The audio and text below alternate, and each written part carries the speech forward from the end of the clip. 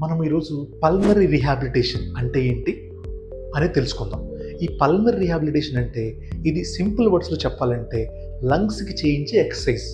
For example మీరు హ్యాండ్స్కి కానీ లెగ్స్కి కానీ స్ట్రెంథనింగ్ కానీ ఎండ్యూరెన్స్ ఎక్సర్సైజ్ చేయిస్తాం. అంటే మజిల్ పెరగటానికి కానీ లాంగ్ రన్నింగ్ కానీ కార్డియో ఎక్సర్సైజ్ చేపిస్తాం, అంతే కదా. హ్యాండ్స్ అండ్ లెగ్స్, లంగ్స్కి కూడా అలాగే సపరేట్ సెట్ ఆఫ్ ఎక్సర్సైజ్ ఉంటాయి. అంటే డీప్ బ్రీదింగ్ ఎక్సర్సైజ్ కానీ, ఇన్సెంటివ్ స్పైరోమెట్రీ అంటే బాల్ ఎక్సర్సైజ్ కానీ, diaphragmatic breathing, flat diaphragm breathing కానీ, ఇలా డిఫరెంట్ టైప్స్ ఆఫ్ ఎక్సర్సైజ్ ఉంటాయి. ఈ ఎక్సర్సైజ్ అన్నిటినీ కలిపి మనము పల్మనరీ రీహాబిలిటేషన్ అంటాం. ఇది పల్మనరీ రీహాబిలిటేషన్ అనేది ఎవరికి చేస్తాం?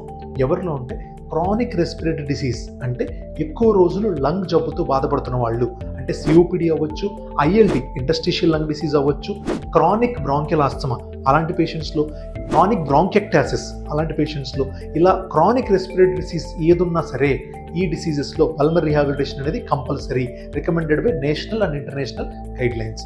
అది ఇంకో క్వశ్చన్ ఏంటంటే, కార్డియాక్ పేషెంట్స్, గుండె జబ్బు కానీ బ్రెయిన్ జబ్బు కానీ ఉన్న వాళ్ళకి కూడా ఈ లంగ్ ఎక్సర్సైజెస్ పల్మనరీ రీహాబిలిటేషన్ చేయించవచ్చా అని చాలామంది అడుగుతారు.